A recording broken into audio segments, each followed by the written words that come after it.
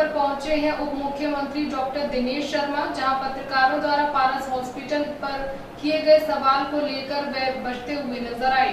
आगरा में 2 दिवसीय दौरे पर पहुंचे deputy CM doctor Dinesh Sharma ने विपक्ष पर जमकर तंज कसते हुए चुटकी ली। वैक्सीनेशन को लेकर घर में बैठे तमाम लोगों ने आमजन को गुमराह करने का प्रयास किया, लेकिन लोगों ने बढ़ चढ़कर वैक्सीनेशन की डोज लगवाई। कहा कि आज चीन छोड़कर भारत में विदेश निवेश कर रहे हैं। भारत में भी उत्तर प्रदेश में उद्यमियों ने अपनी रुचि दिखाई है। पारस हॉस्पिटल प्रकरण पर डिप्टी सीएम समाचार 24 के सवालों से बचते नजर आए। उन्होंने कहा, अभी क्लीन चिट नहीं दी गई, जांच जारी है, जो भी कठोरतम कार्यवाही होगी की जाएगी। डिप्टी सीएम ने तीखे सवालों पर जवाब बनता न देख जिलाधिकारी की ओर इशारा करते हुए कहा कि जवाब डीएम देंगे। डिप्टी सीएम ने शहीद की पत्नी द्वारा परिवार सहित धरने को लेकर कहा, मुझे जानकारी नहीं थी, अब जानकारी हुई है। सरकार की कोशिश होगी कि उनकी मांगों को पूरा किया जाए।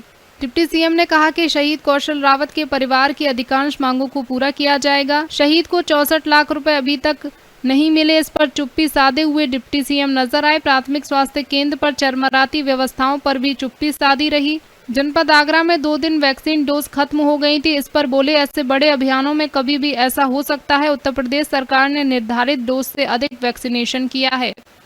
अमन गुप्ता, आगरा, समाचार 24। आज आपने 2-3 चीजें रखी हैं। आपने कहा कि दवाओं पे किसी भी आप सामुदायिक स्वास्थ्य केंद्र और प्राथमिक स्वास्थ्य केंद्र पे चले जाएं, आपको कमी दवाओं की नहीं मिलेगी।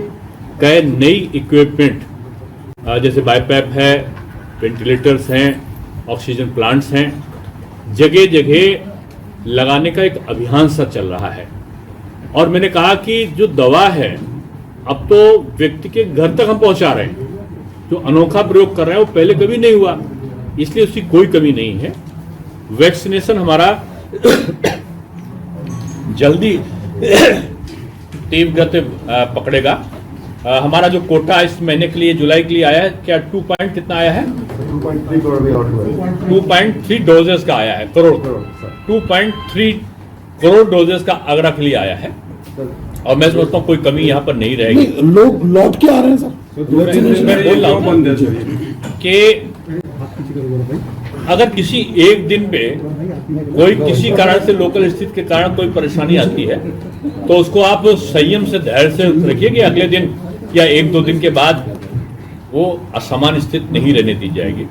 यहाँ कमी कोई नहीं है व्यवस्था में। देखिए, इतना बड़ा अभियान, पूरी दुनिया का सबसे बड़ा अभियान वैक्सीनेशन का चल रहा है, सुचारू रूप से चल रहा है।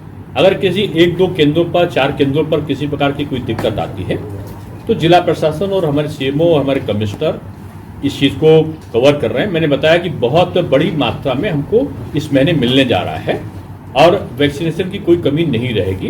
दूसरी चीज़ ये है कि हमने 1 करोड़ का लक्ष्य कहा था, वो हमारा पूरा हो गया, उससे ज़्यादा हमने कर लिया पूरे महीने में। तो जो हम कह रहे हैं जितने का लक्ष्य, उतना हम पूरा कर रहे हैं, क्योंकि हमने जो 18 साल से ऊपर के लोगों को भी शामिल कर दिया है। और लोगों को धीरे धीरे जब एक दूसरे को देख रहे हैं तो लोगों का उत्साह बढ़ रहा है और लोगों का सरकार के प्रति जो विश्वास बढ़ रहा है, उस विश्वास के कारण लोग भारी संख्या में आने लगे। इसलिए कभी कभी जो हमारा अनुमानित वो होता है उससे कम का वैक्सीनेशन हो सकता है, लेकिन उसको हम जल्दी सुधार लेंगे। अगर कहीं कमी आएगी तो पूरा करेंगे। डिप्टी सीएम साहब, एक चीज आपकी नजर में डालना चाहता हूँ। डीएम साहब भाग के रहे लेकिन सीएम नजर नहीं आए। आप देखिए पारस हॉस्पिटल में कितना बड़ा मामला हुआ जी सर। नहीं, हम तो बैठ जाएंगे सर। कल आप गतला गाँव में गए, वहाँ एसडीएम खेरागढ़ में निरंकुश हो चुकी है। जब डिप्टी सीएम के साथ स्थिति कर रहे हैं तो किसी पार्लियामेंट मेंबर या एमएलए के साथ क्या स्थिति करेंगे? नहीं, ऐसी कोई बात नहीं है। वहाँ पे इसलिए जरूरी नहीं कि एसडीएम या वो हर अधिकारी हर जगह रहे। हम खुद से कह के चलते हैं कम से कम अधिकारी मेरे साथ में रहने चाहिए।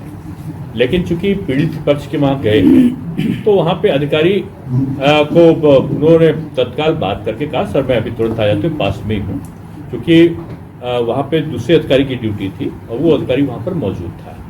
इसलिए कोई ऐसी बात नहीं है कि जिसको हम कहा जाए कि किसी ने प्रोटोकॉल का उल्लंघन किया, किसी ने कुछ किया। ये मैं समझता हूँ उचित नहीं है। अधिकारी हमारे सकारात्मक काम कर रहे हैं। मंत्री जी, शहीद की पत्नी बैठी हुई है 2 दिन से धरने पे है, उस पर क्या कहेंगे? देखिए, मैं समझता हूँ कि संवादहीनता कहीं ना कहीं हमारे अधिकारी कई बार वहाँ पर मिले हैं, और जो हमारी सरकार है, बीजेपी है, ये पूरी तरीके से संवेदनशील है। जो हमारे